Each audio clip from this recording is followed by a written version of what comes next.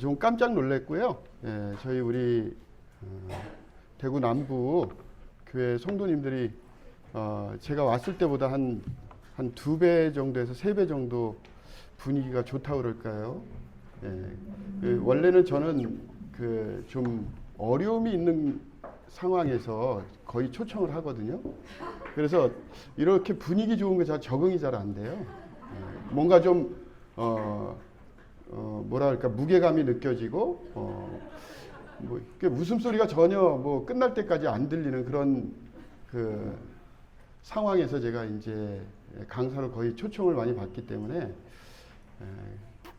그래서 그렇게 기대하고 왔는데 분위기가 너무 좋아서 제가 굳이 여기서 말씀을 전해서 지금 있는 이런 분위기를 그냥 본전만 해도 되겠다 이런 생각이 들었습니다. 제가 이제 실제 여러 가지 일들도 있었고 작년 같은 경우에는 제가 이제 공황장애가 와가지고 거의 교회에서 한 7개월 거의 한 1년 정도 그걸 뭐라 그러죠? 교회에서 안식년 저희 자매가 이제 제가 요즘 깜빡깜빡 하니까 입으로 다 가르쳐 줘요. 단어가 생각 안 나면. 그래서 그 안식년 기간을 1년 정도 가지려고 했는데 이제 1년이 너무 길다 그래서 7개월 정도 안식년을 갖고 교회하고 담을 쌓고 단절한 가운데서 7개월 정도 보내고 처음으로 이제 그 약도 먹고 이렇게 하면서 이제 잘 버텨서 이제 올해 초에 이렇게 교회 복귀를 해서 지금까지 또 주님을 섬기고 있습니다. 이제 살다 보면 예상치 않는 일들이 생기잖아요. 근데 최종 결론은 이제 공황장애는 아니고 불안장애다 이렇게 나와가지고 또 그것도 또 맨 처음에 들을 때는 그런데 공황장애가 아니라 불안장애다 그러니까 오히려 위안이 되더라고요. 맨 처음에 불안장애다 이렇게 얘기를 들었으면은 좀 힘들었을 텐데 대부분 사람들이 이제 이런 어떤 내면의 문제, 마음의 문제, 또 심리의 문제 이런 것들을 좀 얘기하기를 꺼리지만 이 시대에는 저같이 이제 전임 사역을 하고 주님 일을 열심히 이제 앞만 보고 이렇게 하더라도 실제는 예상치 않게 이런 문제들이 생기는 거죠. 이랬을 때 우리는 이제 좀 주님의 관계가 문제이다 이렇게 해서 영적인 면으로 이런 문제를 좀 바라보는 경향이 있는데 실제는 그게 그런 면도 없잖아 있었겠죠. 그렇지만 이제 우리는 여러 가지 상황 속에서 이길 수 있는 힘이 있는데 그 범위를 넘었으면 이제 몸이 망가지기 시작하는 거죠. 그래서 저는 이제 맨 처음에 심장이 너무 아파가지고 심장에 무슨 문제가 있는 줄 알고 이제 그 연대 세브란스 병원에 가서 심장 외과인가요? 내과래요. 내과에 가가지고 이제 정밀 검사를 다 했더니 심장은 건강하대요. 그러면서 그분이 이제 정신과를 한번 가봐라. 그래서 제가 그때 이제 가서 진단을 받고 쉬는 게 좋겠다 해서 이제 쉬고 지금은 이제 이렇게 집회 초청을 받아도 나가고 있습니다. 나가고 있고요.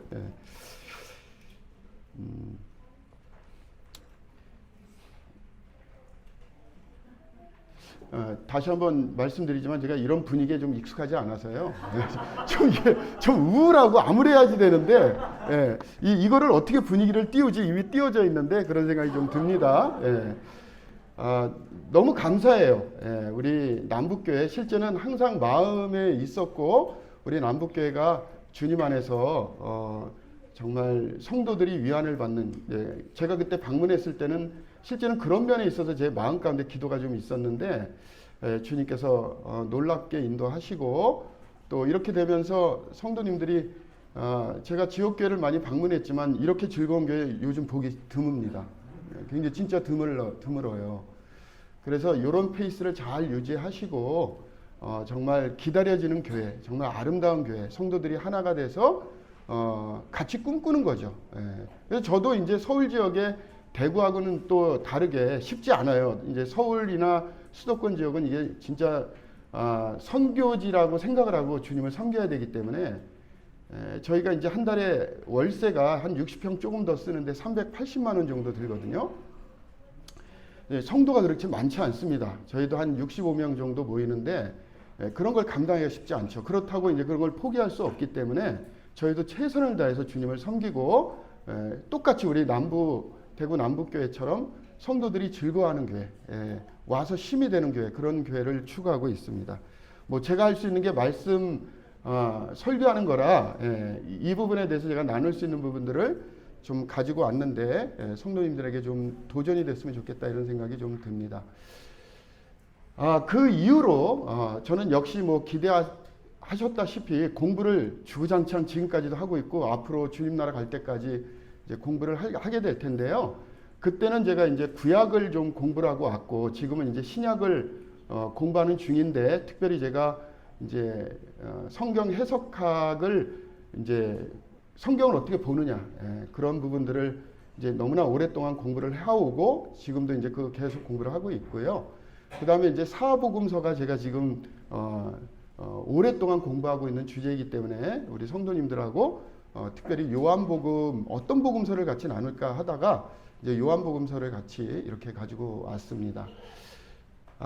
지금은 이제 복음서 연구가 너무나 많이 잘 되어가고 있고 특히 이제 우리 같이 보수 신앙을 가지고 있는 사람들도 예전과는 다르게 이제 복음서를 보는 입장이 굉장히 달라지고 있고 좀 더 이전과는 다르게 이전에 있던 방식 외에 좀 더 뭐라고 그럴까요? 하나님께서 우리에게 이 복음서를 처음 썼을 때 하나님의 의도가 있잖아요.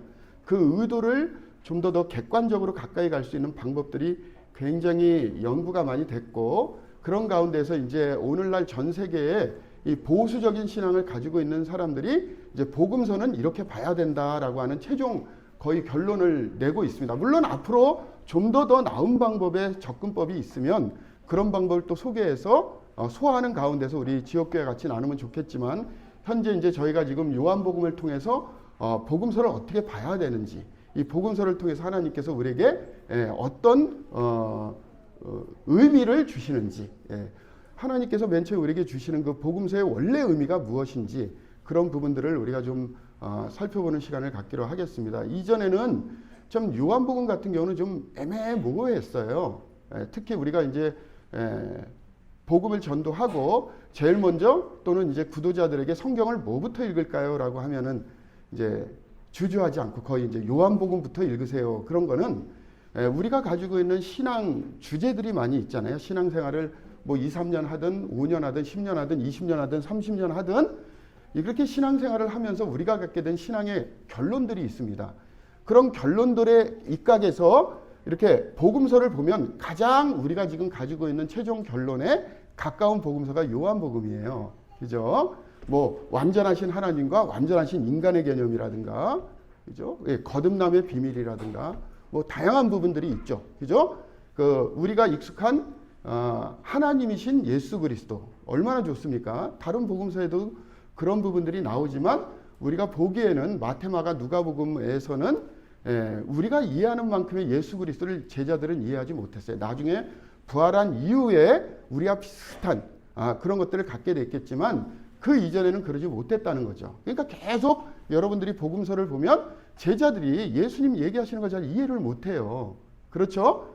또 헷갈려하고 예수님께서는 그것 때문에 답답해하시고 이런 과정들이 끊임없이 이제 반복이 되고 나중에는 성숙한 제자의 모습을 나름대로 끝부분에서 약간 맛을 보지만 그 이후에 그런 것을 계기로 해서 제자들의 삶이 완전히 바뀌게 되죠. 그런데 요한복음은 조금 양상이 달라요. 그래서 예전에는 요한복음을 대할 때 사람들이 좀 이상하게 생각했어요. 왜냐하면 하나님께서 이제 예수 그리스도를 이 땅에 보내셔서 예수님께서 하나님이시잖아요. 그래서 하나님께서 예수님 통해서 가르쳐 주신 유일한 이야기가 복음서잖아요. 그러면 그 복음서에 있는 내용 가운데 가장 예수님께서 원래 우리들에게 해주려고 하셨던 그 말씀이 담겨져 있는 건 마태마가 누가복음인데 요한복음은 뭐냐면 우리랑 너무나 친밀한 내용들이 너무 많이 있는 거예요.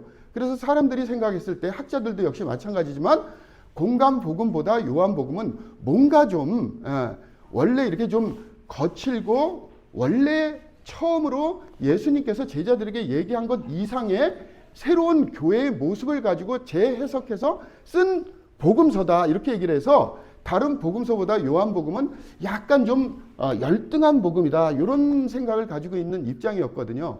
근데 시간을 많이 지나면서 보다 보니까 실제 그렇지 않아요. 자, 여러분, 자, 마태복음은 언제 쓰여졌죠?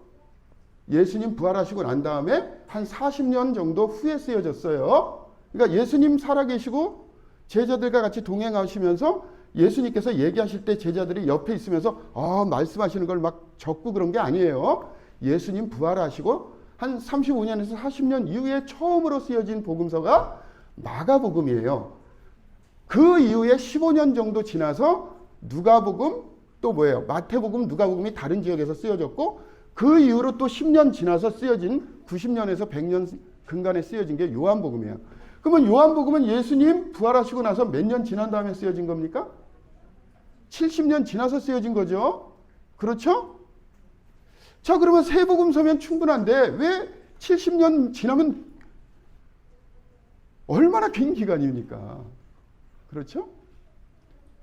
얼마나 긴 기간이 지나서 그게 쓰여진 거예요. 그러면 맨 처음에 마태, 마가, 누가복음도 동시에 쓰여지지 않고 다른 지역에서 쓰여졌는데 그것도 이미 예수님 부활하시고 나서 한 3, 40년 지난 다음에 처음 복음서가 쓰여졌고 그 이후에 15년 지나서 마태, 누가복음이 쓰여졌어요. 그리고 나서 주변에 있는 많은 교회들은 복음서를 통해서 예수 그리스도의 가르침을 순종하고 배우고 하면서 예수님 닮는 교회를 위해서 열심히 있었는데 그 이후로 한 15년에서 20년 지나서 또 뭐가 쓰여졌습니까? 요한복음이 쓰여졌잖아요. 그러면 마태, 마가, 누가복음에 익숙해져 있는 성도들이 요한복음이 새로 쓰여지고 교회에 들려지게 됐을 때 어떤 생각을 가졌을까요? 이럴 줄 알았어요. 요 분위기를 좋아합니다. 제가. 요런 분위기. 요런 분위기를 좋아해요. 자, 어떻게 했을까요? 이제 우리는 복음서가 동시에 그냥 막 사람 저자, 인간 저자를 통해서 하나님께서 동시에 그냥 마태, 마가, 누가, 요한을 그냥 싹 쓰게 해가지고 동시에 그냥 교회 쫙 뿌린 거라고 생각하지만 그런 일은 없었어요. 부활하시고 나서 처음으로 쓰여진 게 마태복음이에요. 그것도 35년에서 40년 지나서 쓰여졌단 말이에요. 그러면 그 전에는 어떻게 했을까요? 그 전에는. 이렇게 기록된 말씀이 굳이 필요 없었어요. 일단 성경이 있었잖아요. 구약 성경. 그렇죠? 그리고 사도 바울을 통해서 서신서가 막 기록되어졌습니다. 서신서 이후에 쓰여져 있는 게 마태복음이에요. 그렇잖아요. 에베소서도 66년 그 근간에 쓰여졌잖아요. 마태복음 70년대 쓰여졌다니까요. 마가복음은 제일 먼저 쓰여진 게 마가복음이거든요. 자, 그때는 예수님을 직접 경험한 사람들이 살아 있었잖아요. 이죠? 여러분 마태복음에 보면 예수님 십자가에 죽으실 때 어떻게 됩니까? 하늘에도 엄청난 일이 있었고 무덤이 열려가지고 그들이 일어나서 어떻게 합니까? 거룩한 성에 들어가가지고 막 복음도 전하고 막 그랬을 거 아닙니까? 그리고 고린도전서 15장에 뭐예요? 예수님께서 그러한 많은 사람들 외에도 500여 형제에게 또 보였다고 말씀하시죠? 자, 이런 사건들이 차근차근 진행되고 있었어요. 이런 많은 목격자들이 있단 말입니다. 예수님이 직접 살아나시고 직접 경험하고 말을 하고 이분이 정말 거짓말을 하셨는지 안 하셨는지 이런 걸 직접적으로 경험한 사람들이 실제 살아 있었단 말입니다. 이런 가운데에서 복음서가 굳이 필요 없죠. 왜냐하면 필요할 때마다 베드로 형제님 좀 오세요. 그리고 가르치면 되잖아요. 간증 좀 해주세요. 어땠습니까? 이렇게 돼 있고 많은 사람들이 그때는 이미 그런 기적적인 일들을 직접적으로 삶을 통해서 경험했기 때문에 굳이 복음서가 쓰여지지 않고 교회에서는 그런 것들을 같이 나누면 돼요. 어느 교회도 너무나 자연스러운 거예요. 우리는 지금 부활의 문제에 대해서도 보지만 예수님을 믿고 나서 부활에 대한 것을 우리가 믿잖아요. 그죠? 자, 예수 그리스도의 부활을 믿는다는 것은 어떤 의미입니까? 우리가 하나님의 자녀가 됐다는 거예요. 근데 부활을 믿을 수 있어요? 믿을 수 없어요? 믿을 수 있습니까? 없습니까? 야, 여기서 믿지 않는다 그러면 여러분들 그건 제일 점검하셔야 돼요. 여러분 부활 믿어요? 안 믿어요? 그걸 어떻게 증명할 수 있습니까? 저는 안 믿는 것 같은데 여러분들. 부활을 믿으면 이렇게 살 수가 없어요. 정말 부활 믿습니까? 이제 좀 줄어드네요. 예, 여러분 부활을 믿지 않으면 하나님의 자녀가 아니에요. 자, 지금 이 시대의 문제는 뭐냐면 여러분들이 부활을 믿죠? 그죠? 실제 경험한 적도 없고 본 적도 없고 그랬지만 여러분 부활을 믿죠? 누구를 통해서 그렇게 믿습니까? 성령님을 통해서 그렇게 믿잖아요. 그 기적적인 일들이 우리 삶 가운데 주어졌잖아요. 그런 것들을 믿을 수가 없는데 믿어졌단 말이죠. 그래서 여러분들은 참 생명을 갖고 하나님의 자녀로서 지금 살고 있어요. 그렇지만 문제는 뭐냐면 믿어졌는데 내가 경험한 사실이 아니잖아요. 그 당시에 부활을 직접 보고 만지고 믿은 사람들은 우리처럼 안 보고 믿은 사람하고 결이 틀리겠죠. 결이 틀리겠죠. 부활에 대해서 의심하시겠어요? 의심하겠어요? 안 하겠어요? 절대 안 하겠죠. 근데 우리는 믿어졌기 때문에 때때로 우리의 어떤 삶의 상태라든가 신앙의 상태에 따라서 이것이 우리도 모르게 그걸 원하지 않지만 정말 내가 예수님을 믿는 게 맞아 이런 생각을 갖잖아요. 자, 그러면 부활을 직접 경험한 사람과 경험하지 않은 사람들이 믿음의 차이가 있으면 돼야 안 돼요? 믿음의 차이가 있으면 안 되죠. 좀 어렵나요? 예. 드디어 대구로 다시 돌아가시네요. 대답 없는 거. 예. 이런 분위기 원합니다. 예. 분명히 차이가 있으면 안 되잖아요. 그렇죠? 자, 맨 처음에 부활을 직접 경험하고 눈으로 확인했고 그런 사람들이 한두 명이 아니었었어요. 이런 사람들이 교회에 있을 때 그들의 삶의 경험, 직접 예수 그리스도께서 100% 인간이시고 100% 하나님이셨다는 이런 사실을 그들은 확인할 필요 없이 삶을 통해서 자연스럽게 그걸 받아들였어요. 너무나 많은 성도들이 그걸 경험했고 그런 것들이 지역교회 가운데서 말씀을 통해서라든가 간증을 통해서 다 공유가 됐어요. 그래서 굳이 우리처럼 말씀을 통해서 그것을 경험하지 않더라도 그들은 그들의 신앙에 대해서 전혀 흔들릴 필요가 없었습니다.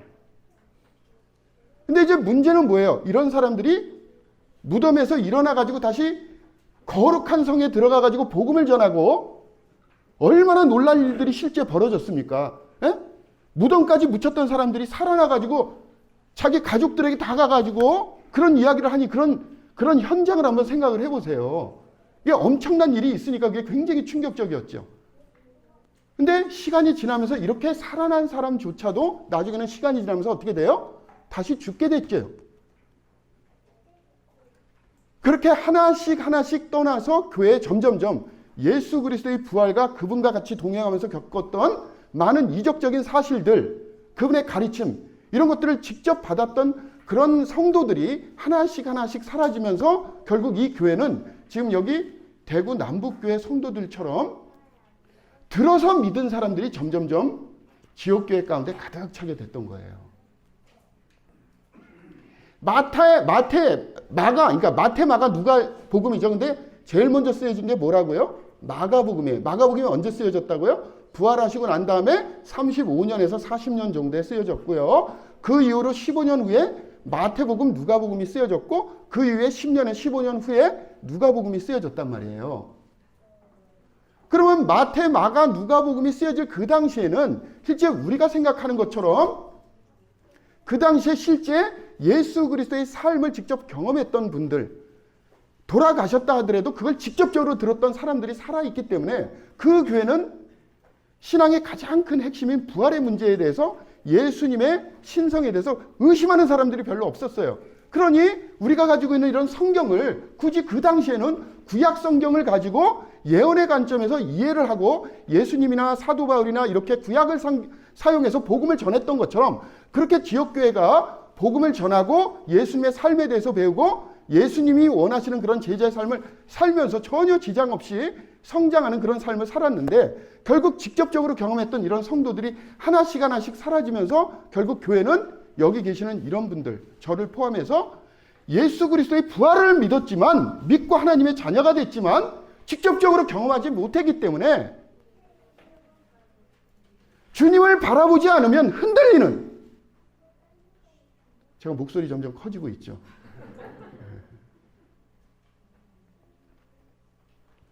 그런 사람들을 위해서 복음서가 필요하지 않을까요?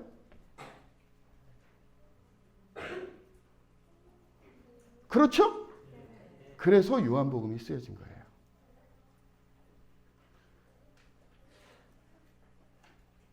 그래서 많은 학자들이 이렇게 그냥 복음서를 그냥 통째로 읽고 평행구절로 읽고 마태복음 같다, 누가복음 같다, 막 마가복음 같다, 요한복음 같다, 이 내용이 그 내용이고 막 해가지고 하는 이렇게 성경 읽기는 더 이상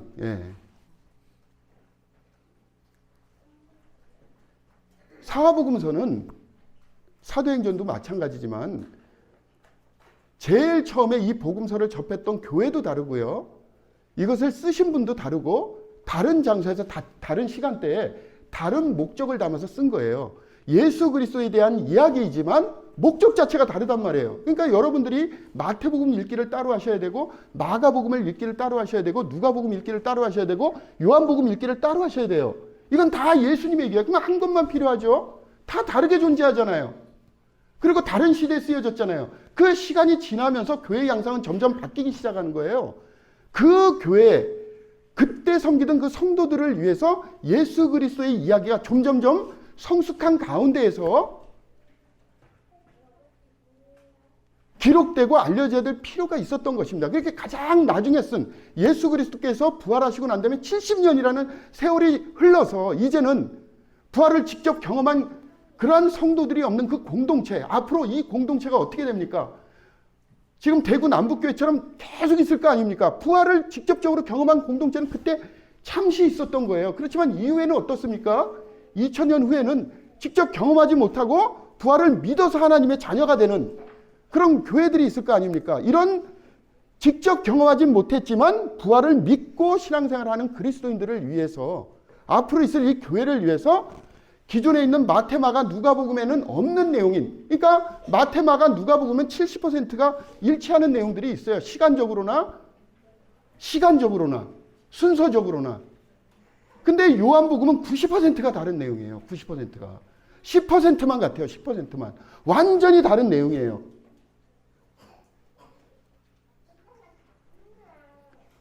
그간에 있었던 많은 예수님에 대한 이야기, 요한복음 자체에서도 21장이 그렇게 얘기하잖아요. 그죠? 예수님에 대한 이야기가 너무나 많아요. 그 가운데 성령의 감동하심을 통해서 마태마가 누가복음이 기록될 때 그 많은 이야기 중에 교회 공동체적으로 그것이 하나씩 검증이 되고 어떤 것은 가장되고 어떤 것은 뭐 편집되고 뭐 여러 가지 상황들이 있을 거 아닙니까? 이걸 한 사람이 그런 역할을 해가지고 이것은 주님께서 온 거야 이렇게 할 수가 없잖아요. 그러니까 시간이 필요한 거예요. 굉장히 오랜 기간 동안 교회 가운데 경험한 사람들이 굉장히 많은데 그 사람들이 정말 이 이야기는 진짜인가? 이런 이야기는 가장된 게 아닌가? 이런 걸 다 검증해야 되는 시간이 필요하잖아요. 그래서 오랜 기간이 걸려서 기록될 그 당시에는 교회적으로 이미 예수님에 대해서는 공유되는 게 있었어요. 시간이 많이 걸렸잖아요. 한 사람이 결정한 게 아니잖아요. 그래서 한 사람의 인간 저자를 통해서 이 사람은 그간의 교회적으로 다 수용되고 검증되고 받아들였던 그런 내용을 받아들여서 그 시기에 마태마가 누가복음을 기록하게 하신 거고 또 어떤 시기에는 요한복음을 기록하게 하신 거예요.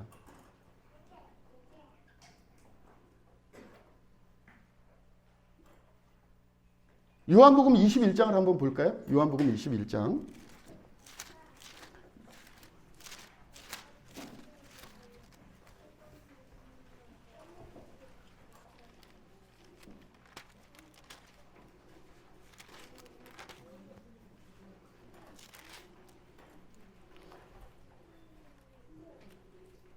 (24절) (25절) 읽겠습니다. 시작. 이 일들을 증언하고 이 일들을 기록한 제자가 이 사람이라. 우리는 그의 증언이 참된 줄 아노라. 예수께서 행하신 일이 이외에도 많으니 만일 낱낱이 기록된다면 이 세상이라도 이 기록된 책을 두기에 부족할 줄 아노라. 예수님에 대한 이야기가 다 기록된 것입니까? 아니죠. 너무나 많은 이야기들이 있고 실제는 이게 정경으로 수용되지 않아서 그렇지 예수님에 대한 이야기는 40개가 넘어요. 그 중에는 영지주의 문서도 있고 잘못된 것도 있고 해가지고 교회적으로 수용되지 않았고 우리가 가지고 있는 사복음서만이 교회 정경으로 수용이 됐던 겁니다. 이거는 어느 시기에 어떤 한두 사람에 의해서가 아니라 교회적으로 검증을 통해서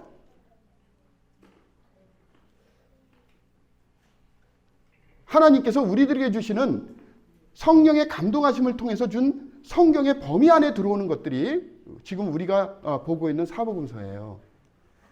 근데 여기에 보시면 아시겠지만 이 일들을 증언하고 이 일들을 기록한 제자가 이 사람이라 우리는 그의 증언이 참된 줄 아노라. 특히 요한복음이 기록될 당시에는 두 부류의 사람이 있어요. 어떤 사람이 있냐면 이 일들을 기록한 제자가 있죠.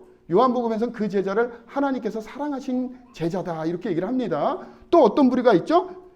우리는 그의 증언이 참된, 우리라는 그룹이 또 있어요. 그러니까 요한복음을 쓸 때 우리가 썼습니까? 그가 썼습니까?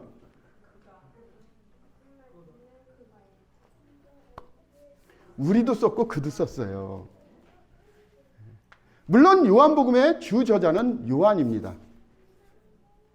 그렇지만 요한이 쓴 그것을 가지고 또 요한복음을 쓰도록 한 누군가는 있는데 우리는 정확하게는 몰라요.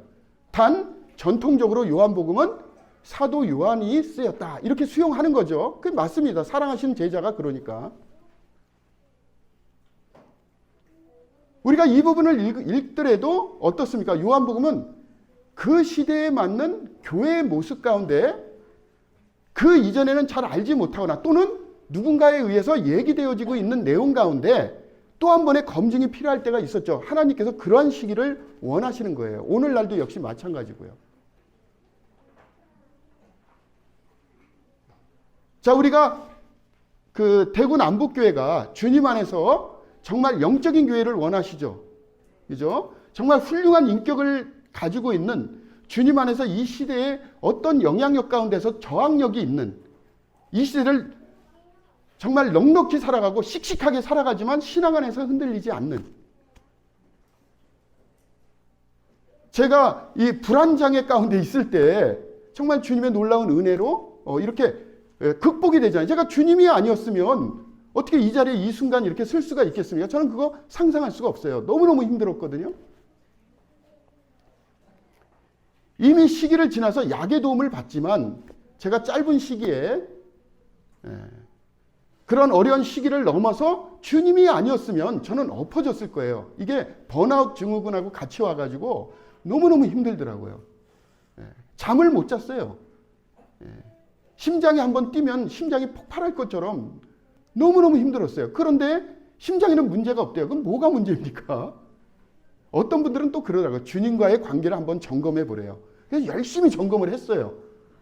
점검하면 점검할수록 저는 항상 문제였었어요. 저는 주님 안에서 떳떳하다고 생각한 적 한 번도 없습니다. 주님의 은혜가 아니면 한순간이라도 버틸 수 없는 그런 저 자신의 모습을 알게 하셨기 때문에 저는 주님께 너무 감사한 것이지, 어려운 상황이나 위기의 순간에 우리가 다시 회복하고 주님 안에 힘낼 수 있는 게 크리스찬들이잖아요.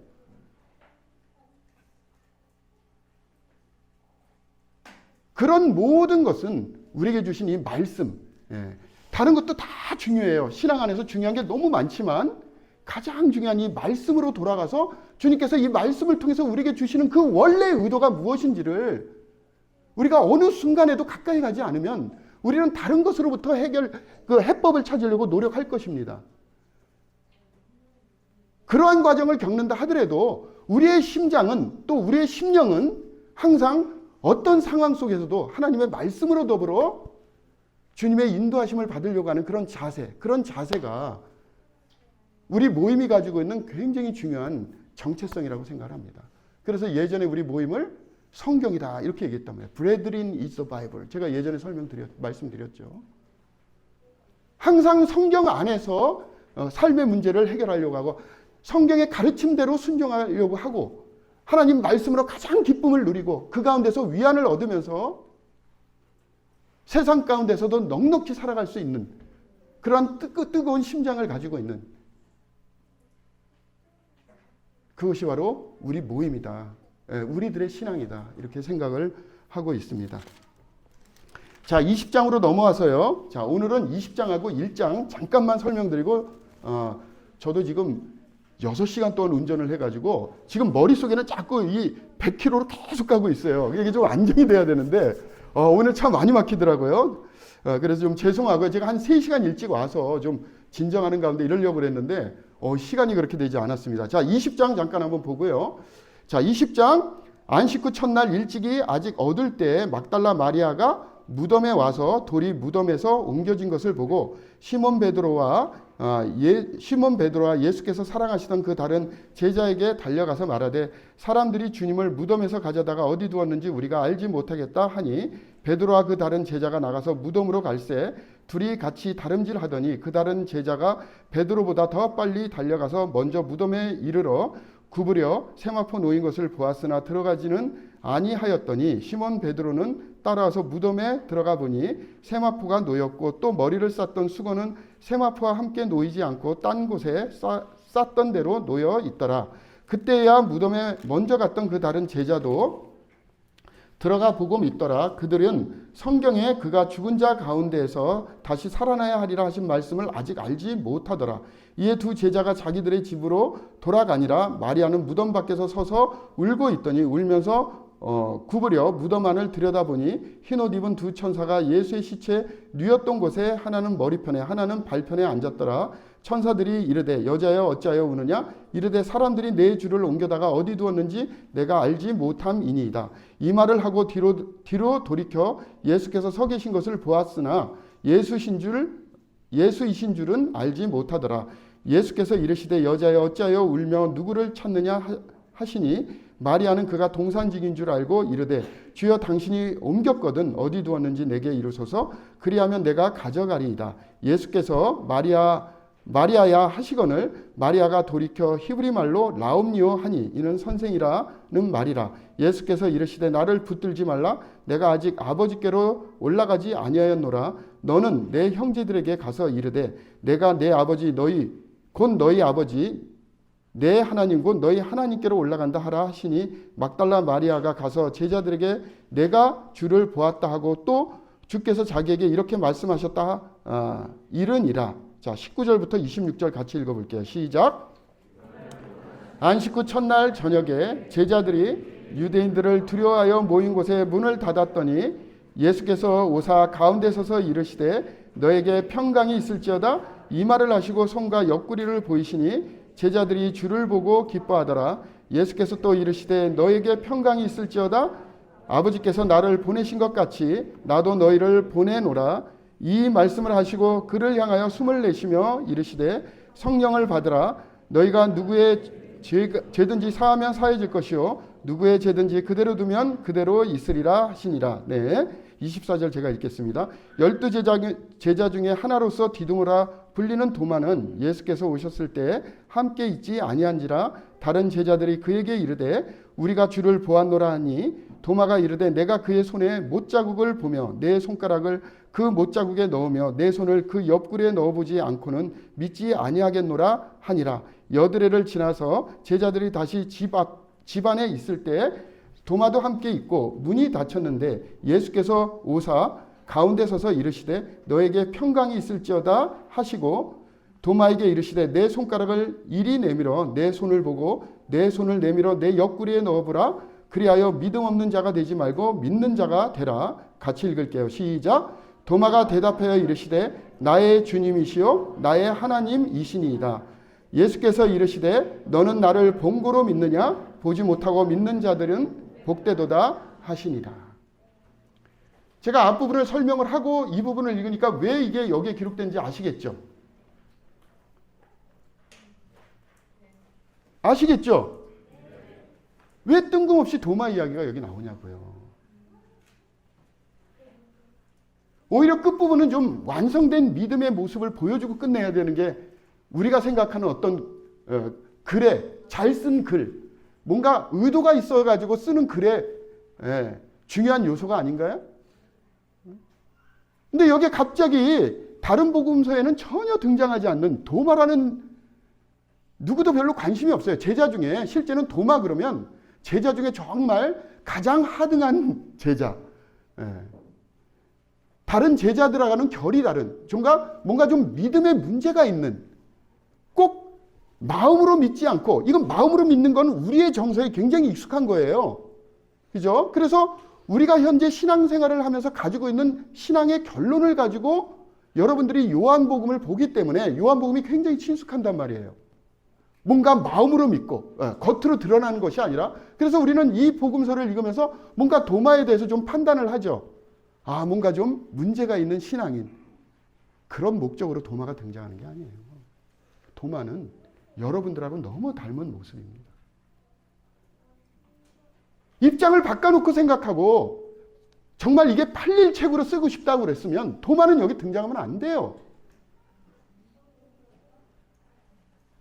그런데 AD 한 95년에서 100년 근간 부활을 직접 눈으로 보고 만진 많은 주님의 제자들이 이제 다 세상을 떠나고, 교회는 지금 여기 앉아있는, 그냥 부활을 듣고서 믿는 성령님을 통해서 직접 우리가 만져보지도 못하고 눈으로 본 적은 없지만 말씀에 그렇게 있기 때문에 그 말씀을 통해서, 성령님을 통해서 그것을 믿게끔 한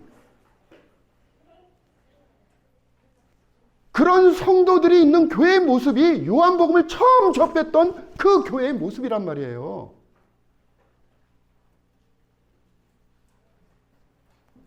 이 도마 같은 이런 신앙인들이 앞으로, 이런 제자들이 세상을 다 떠나고 나서 우리처럼 그냥 믿는다, 믿었다, 나는 확신이 있기 때문에 천국 간다, 이렇게 해가지고 신앙생활을 할 많은 거듭난 그리스도인들, 주님의 제자들의 모습, 그런 것이 어느 시기부터는 일반적으로 이 교회 가운데 나타나는 현상이기 때문에 그들을 위한 예수님께서, 그런 교회를 위해서 예수님께서 원하시는 가르침은 무엇인가? 우리가 이렇게 예수 그리스도를 영접하고 났는데 예수님을 직접 만지고 보고 믿었던 그런 그리스도인들처럼 살아갈 수 있는 예수님의 가르침은 어디 없는가? 보니까 많이 있는 거예요. 그 많은 다른 복음서에 다루지 않았던 예수님의 가르침을 따로 모아서 이제는 내가 직접 예수님을 만지지는 않았지만, 눈으로 본 적은 없지만,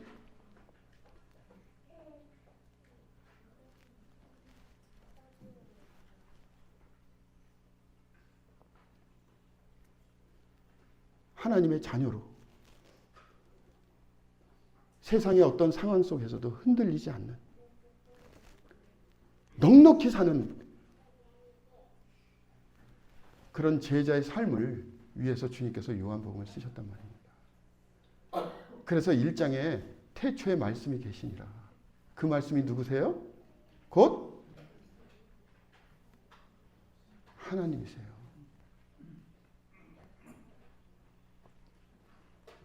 그래서 요한복음은 그렇게 시작하는 거예요.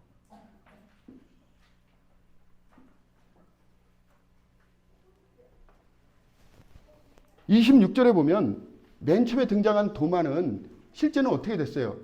하필이면 자기가 없을 때 주님 오셔가지고 꼭 소외된 기분이잖아요.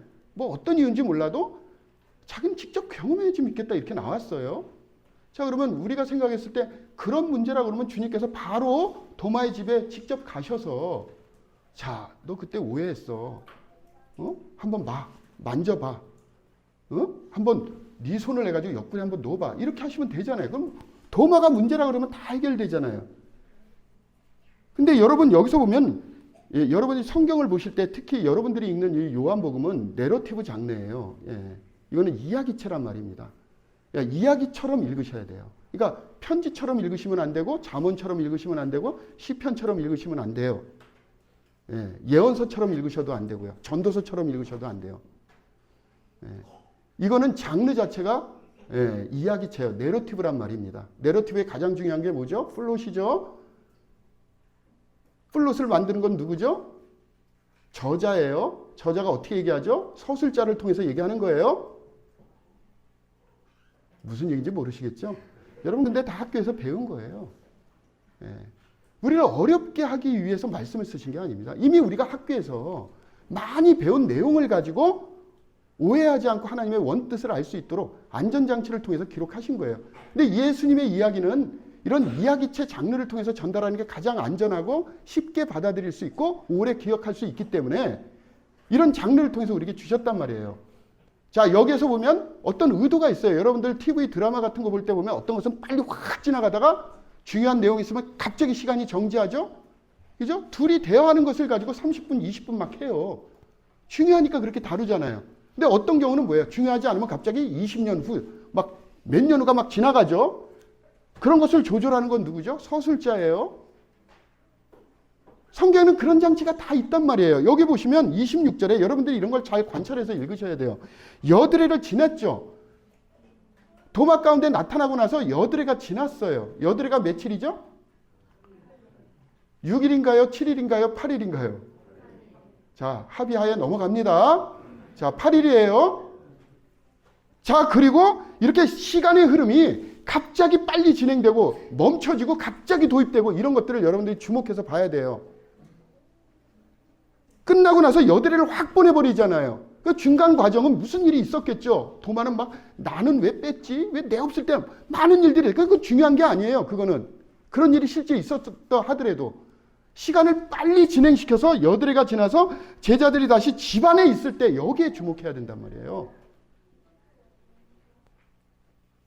거기에 누가 오죠? 도마가 오죠. 이전에는 어땠어요? 모였을 때 도마가 없었죠.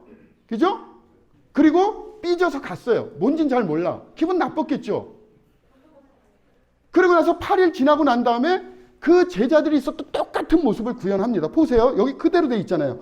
왜 도마도 함께 있고 문이 닫혔죠? 똑같아요. 예수께서 오사 가운데 서서 이르시되 너에게 평강이 있을지어다 라고 하면서 이제 도마에게 본격적으로 그가 원했던 모습을 보여주시죠.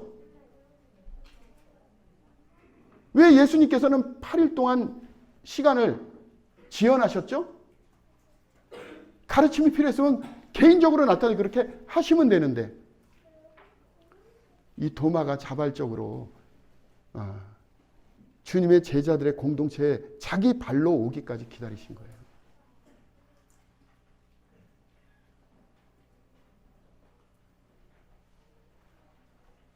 다른 성도들이 있을 때, 다른 제자들이 있을 때 도마가 오기까지 기다린 겁니다. 그리고 나서 도마에 필요한 것들을 보여주시는 거예요. 자, 이게 의도가 있어요? 의도가 없어요? 의도가 있죠? 그렇죠? 이 교회는 예수님께서 실제 이런 일을 행하고 나서 70년이 지나고 난 다음에 어떤 교회가 있을 거 아닙니까? 이 교회를 편의상 그냥 요한교회라고 할게요. 요한복음이니까.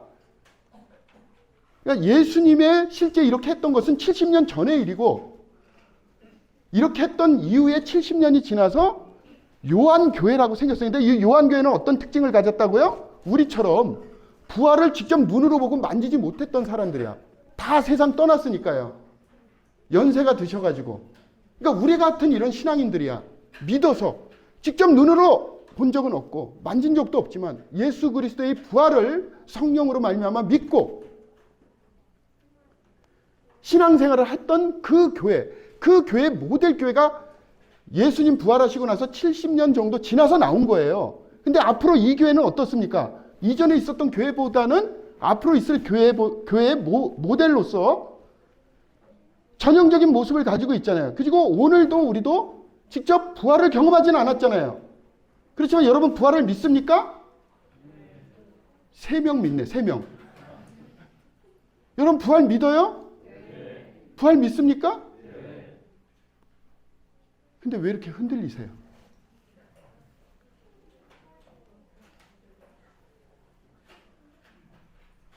여러분 정말 부활 믿어요? 아닌 것 같아도 예라고 하세요. 여러분들이 이렇게 흔들리는 건 요한복음을 제대로 안 읽어서 그렇습니다. 마태복음 읽을 때 그냥 끼워 넣어서 요한복음 읽고 마가복음 읽을 때 끼워 넣어서 요한복음 읽고 왜? 같은 다 예수님의 이야기니까 여기 있는 내용이 저기도 있고 그럼 뭐하러 사복음서가 필요해요?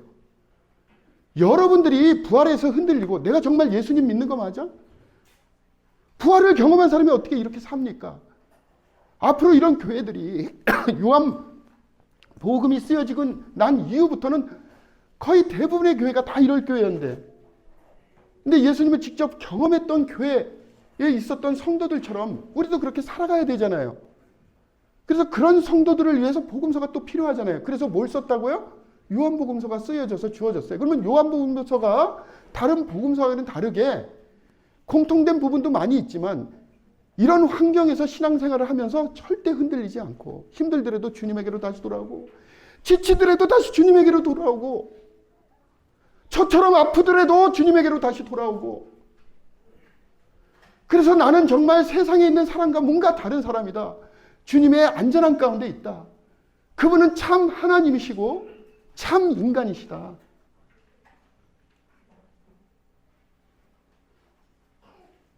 그래서 어떤 상황 속에서도 주님에게로 다시 돌아갈 수 있는 이런 신앙의 삶을 우리에게 허락하시기 위해서 요한복음서를 우리에게 쓰신 거란 말입니다. 요한복음에 대해서 이제 관심이 생기시죠? 그렇죠? 예수님의 이야기를 알기 위해서 복음서를 보는 게 아니에요. 우리의 삶을 바꾸기 위해서, 우리가 힘들 때 의지하기 위해서, 그래서 복음서를 보는 것입니다. 어쨌든 우리가 여기에 읽는 대로 그렇습니다. 29절에 예수께서 이르시되 너는 나를 본고로 믿느냐? 보지 못하고 믿는 자들은 복되도다. 자, 여러분 보고 믿는 부류입니까? 보지 못하고 믿는 부류입니까? 그러면 여러분들이 더 복돼요? 직접 경험한 그리스도인들이 더 복돼요? 별로 아닌 것 같으니까 제가 자꾸 이 얘기를 하는 거예요.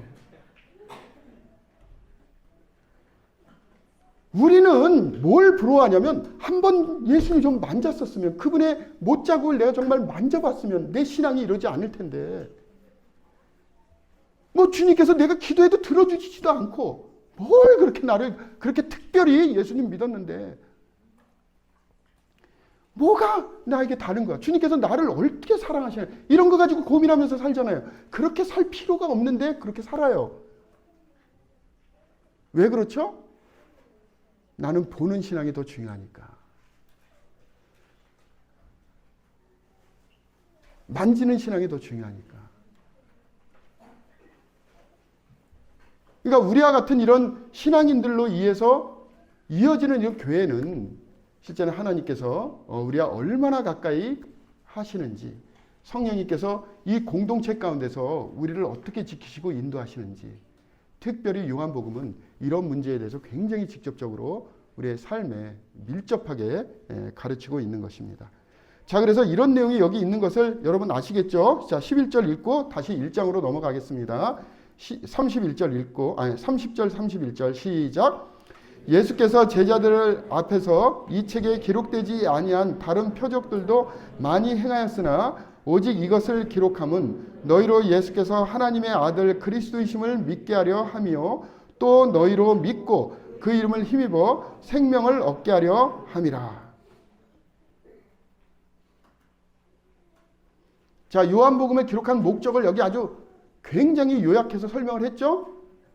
여러분들의 무엇을 위해서 그런다고 그랬어요? 믿음과 생명이란 말이에요. 그 어떤 시대보다 확실한 믿음, 시대에 흔들리지 않는 견고한 믿음, 그런 믿음을 예수 그리스도의 제자들에게 주기 위해서 이 요한복음을 썼다고 분명히 여기 얘기를 하고 있잖아요.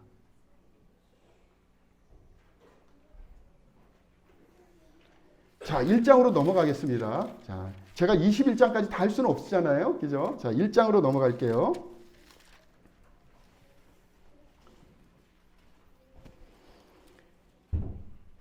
자, 1장 1절 같이 읽어보겠습니다. 3절까지 시작.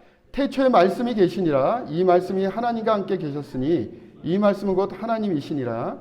그가 태초에 하나님과 함께 계셨고 만물이 그로 말미암아 지은 바 되었으니 지은 것이 하나도 그가 없이는 된 것이 없느니라. 자, 결국은 예수 그리스도께서 여기서 얘기하는 이 태초는 좀 창세기의 태초하고는 좀 차이가 있죠. 그죠? 창세기의 태초는 천지를 창조했을 때 태초고 여기는 그 이전의 태초를 얘기하는 거예요. 그런데 요한복음을 처음 봤을 때 많은 사람들은 또는 학자들은 어떻게 생각했냐면 요한복음은 이방인들을 위해서, 이방인 그리스도인들을 위해서 쓰여졌다. 이렇게 일반적인 이야기를 했거든요. 그 이유 중에 하나가 여기서 나오는 말씀이라는 개념 때문에 그래요. 말씀. 이 말씀은 로고스인데요. 예수님이 이 땅에서 공생하기 이전에 유명한 철학자가 있었어요. 플라톤이라는 철학자가 있었고 그의 영향을 받은 스토아학파라는 게 있었어요. 이게 철학 사조인데 복잡한 얘기 안 할게요. 이때부터 로고스라는 것은 굉장히 일반적으로 사용하던 단어였습니다. 뭐냐면 우주가 있는데 우주를 질서 있게 하고 우주를 운행하는 원리인데 그 원리가 있는데 그 원리를 뭐냐면 신적 존재의 원리다 이렇게 얘기를 했습니다. 왜냐하면 우주를 질서 있게 옮기는 원리가 있어요. 근데 이게 이제 실제 눈으로 본 적도 없고 그랬지만 뭔가 질서 정연하잖아요. 예, 이런 우주를 움직이는 뭔가 있다라고 생각한 거예요. 사람들은 성경을 모르는 가운데서도. 그래서 이 철학자들이 생각한 게 뭐냐면 이 우주를 운행하는 그 기본 질서와 운행하는 원리가 있는데 그것을 어떻게 지칭하고 싶었는데 그때 여기에는 이 말씀이라고 지칭했어요. 로고스라고.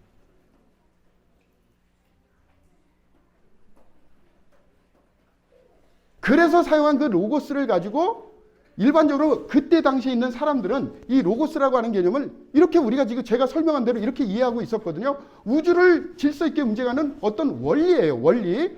근데 신적 존재입니다. 그렇게 정의를 했어요.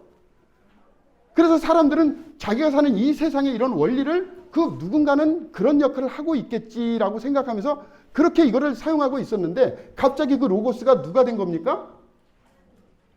예수 그리스도가 된 거잖아요. 그렇죠? 그래서 많은 학자들이 뭐라고 생각했냐면 성경에서 얘기하고 있는 그 로고스는 그 당시에 있는 철학 사조, 특히 스토아 학파에서 주장하고 있는 우주 어떤 질서의 원리, 그것을 사람들이 이미 이해하고 있기 때문에 그 역할을 하신 분이 바로 예수 그리스도다. 이걸 설명하기 위해서 사용한 개념이다라고 했는데 시간이 지나서 요한복음을 계속 연구하다 보니까 그게 아니에요. 뭔 차이가 있냐면 그 철학자들이 생각한 그 로고스라고 하는 개념은 인격이 아니에요. 사람이 있고 원리가 있는데 그 신적 존재야. 서로 관여도 안 해. 인격적인 존재가 아니란 말이에요. 그냥 원리예요. 그걸 뭐라고 얘기할 수는 없지만 근데 지금 여러분들이 보고 있는 이 요한복음에서 얘기하고 있는 로고스는 뭡니까? 예수 그리스도이잖아요. 인격으로 왔잖아요. 그리고 뭐예요? 인격으로 오신 그분을 세상이 어떻게 합니까? 저항을 하잖아요. 미워하잖아요. 그죠? 근데 그 철학에서 얘기하는 그 로고스는 저항할 필요도 없이 같이 존재하는 거예요. 인격도 아닙니다. 저항할 이유도 하나도 없어요. 이거 완전히 다르잖아요. 다시 해서 성경에서 얘기하고 있는 이 말씀의 개념과 그 당시에 있었던 철학의 개념은 완전히 달라요. 그래서 오늘날은 이 요한복음이 유대인들 가운데에서 예수 그리스도를 믿는 사람들, 근데 이스라엘에 살지 않고 흩어져 있는 사람들이에요. 그러한 어떤 특정한 교회가 있었습니다. 그 사람들에게 얼마나 핍박 가운데 있었겠습니까? 그 사람들이 유대인으로서 얼마나 유대인들 사이에서 핍박도 당하고 로마에서도 저항을 받고 굉장히 힘들 거 아닙니까? 그래서 그들이 가지고 있는 그 신앙의 위로를 하기 위해서 너희들이 하나님 안에서 어떤 사람인지를 그들의 정체성을 설명하기 위해서 요한복음 1장에 있는 내용들을 이렇게 얘기하는 거예요. 그들에게 가장 익숙한, 그러니까 유대인 거듭난 그리스도인으로서 본인들이 어떤지를 자세히 이해하고 믿음의 삶 가운데서 자기 삶을 넉넉히 살아갈 수 있도록 그렇게 논증하기 위해서 요한복음을 쓴 거란 말이에요. 이렇게 얘기하니까 짜증나죠? 왜 저 형제님은 쉽게 말씀을 하지? 뭘 저런 뭔 철학이니 뭐니? 그럼 어떻게 하라고요? 여러분 이런 거 안 하고 성숙할 수 있어요? 물론 저는 왔다 그냥 가기만 하면 돼요. 그러면 최소한 여러분들이 성경을 볼 때는 이 성경이 어떠한 것인지, 성경을 통해서 하나님께서 이 시대의 나의 삶 가운데 무엇을 가르치고 계신지, 최소한 우리의 삶의 원리라든가 방향이라든가 이런 것들을 말씀을 통해서 찾아야 되잖아요. 그런데 이전에는 어떻습니까? 우리가 읽다가 나의 삶의 문제를 가지고 어떤 본문에 그냥 꽂혀, 그냥 마음에 편안하게 해주는 본문이 있어요. 아, 주님께서 성령님께서 내가 지금 읽는 이 상황 속에서 이 말씀을 나에게 주셨지. 이렇게 내가 결정하는 거야. 하나님께서 나에게 주신 말씀을 하나님께서 나에게 주시도록 해야 되는데, 성경 읽는 사람이 하나님께서 나에게 주시는 말씀을 결정해. 그래서 자기가 위로받고 싶은 것을 말씀을 통해서 찾아서 그냥 위로를 받는 거예요. 그렇게 위로받아가지고 지금까지 살아왔는데 그렇게 위로가 되던가요? 그런 게 잘못됐다는 게 아닙니다. 예. 그것은 안 하는 것보다는 나아요. 그렇지만 이 시대는 그런 시대가 아니잖아요. 제가 유튜브라든가 요즘에는 너무나 성경과 관련되어 있는 이런 많은 가르침들이 이제 쏟아져 나와가지고 이걸 어떻게 해야 될지도 몰라요. 그리고 너무나 대단한 전문가들이 그 전문성을 가지고 유튜브에 나와가지고 성경에 대한 많은 것들을 얘기를 해요. 그러면 여러분들이 그러한 것들에 노출되기 시작했기 때문에 실제는 그런 사람들의 가르침에 대해서 자연스럽게 여러분들은 설득당하고 있을 것입니다. 어떤 것은 잘못된 것이고 어떤 것은 옳은 것인데 그런 구분조차가 안 돼요. 저처럼 막 이런 얘기를 하니까. 자, 그러면 저한테 약속을 하세요. 첫째, 유튜브 안 보겠다. 그러면 제가 그냥 갈게요.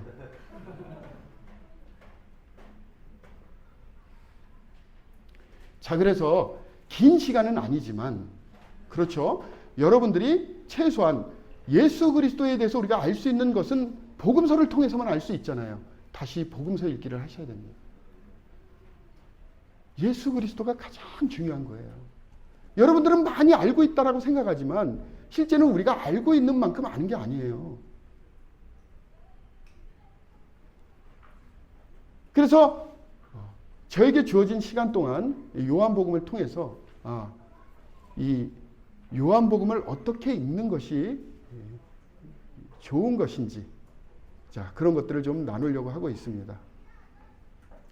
지금부터 얘기하는 것들은 여기 이후에 등장하는 많은 내용들이 있어요. 자, 이거는 내일부터 제가 하나씩 얘기를 할 겁니다. 오늘은 별로 나눌 게 별로 없죠? 예, 요한교회와 지금 우리가 있는 대구 남북교회는 어떤 차이점이 있습니까? 공통점이 있습니까? 그 질문이 그런가요? 예, 그거 하나 나누겠네요. 그거 하나. 그리고 나머지는 내일부터 같이 나누게 될 겁니다. 여기에 많은 이야기들이 실제는 다른 복음서는 똑같은 등장인물이 나와도 다른 순으로 성전 정화하는 사건은 예수님께서 마지막 고난당하시기 전에 순환 기간 동안 나오는 내용이에요. 다른 복음서에는. 근데 요한복음에 갑자기 언제 나오죠? 앞부분에 탁 나온단 말이에요. 그러면 여러분들은 도대체 우리가 복음서를 읽을 때 성전 정하는 사건은 뒷부분에 나오는데 왜 요한복음은 앞부분에 나오지? 그러니까 어떤 생각을 하냐면 이거 두 번 있었나? 한 번은 앞부분에 있고 한 번은 뒷부분에 있었나? 이렇게 생각을 한단 말이죠. 그게 아닙니다. 자, 이게 뭐라고 그랬어요? 이야기라고 그랬죠. 이야기. 자, 여러분 배너 아시죠? 배너. 자, 57분이니까 아직 3분 남았어요. 배너 아시죠? 그죠? 맨 처음에 찍은 배너가 있고 시간이 많이 지나가지고 20년 넘게 지난 다음에 찍은 배너가 있어요. 똑같은 스토리지만 뭐가 바뀌었죠? 감독과 연출자가 바뀌었어요. 여러분들이 그 다음에 나타난 다시 찍은 배너를 본 사람들이 와, 그때하고는 좀 다른 느낌이래요. 왜 그렇죠? 그 연출자의 의도가 달라요. 스토리를 그렇게 만든 겁니다. 맨 처음에 사건은 처음에 등장하던 사람을 끝부분에 배치를 시키고 이렇게 하면서 어떻게 해요? 그러한 내용을 가지고 우리에게 전달하려고 하는 게 있단 말이에요. 요한복음은 성전 정화 사건이 앞부분에 등장해야지 요한복음을 쓴 하나님의 의도가 우리에게 전달될 수가 있는 거예요. 성전 정화 사건 자체가 아니라 성전 정화 사건에 사용되는 의미가 다른 복음서하고 요한복음하고는 다른 거예요. 근데 여러분들은 복음서를 읽을 때 성전 정화 사건이 있었구나 이렇게 그냥 말잖아요. 근데 그게 기록되는 위치가 달라지면 어떻게 돼요? 의도가 달라지겠죠? 그 다르게 한 그 의도를 찾아서 읽을 때 그 당시에 하나님께서 요한복음을 통해서 그 당시에 교회들에게 주신 원래의 의도를 우리가 갈 수가 있는 거예요. 그래서 그 원리를 찾아서 오늘날 우리가 사는 이 시대에 적용할 수 있을 때 우리 삶이 직접적으로 말씀을 통해서 영향을 받게 되는 겁니다. 내가 나의 삶의 문제를 막 가지고 와서 성경을 막 대입시켜서 주님 나 이거 필요하니까 말씀 주세요. 주님 내가 어떻게 순종해. 이렇게 해서 성경 읽는 게 아니고요. 정말 안 된다니까요. 그렇게 하는 게 아니에요. 물론 안 하는 것보단 낫습니다. 안 하는 것보단 나아요. 됐습니까? 자, 오늘은 여기까지 하고 마치겠습니다. 예, 내일 또 뵙겠습니다. 네, 감사합니다. 네.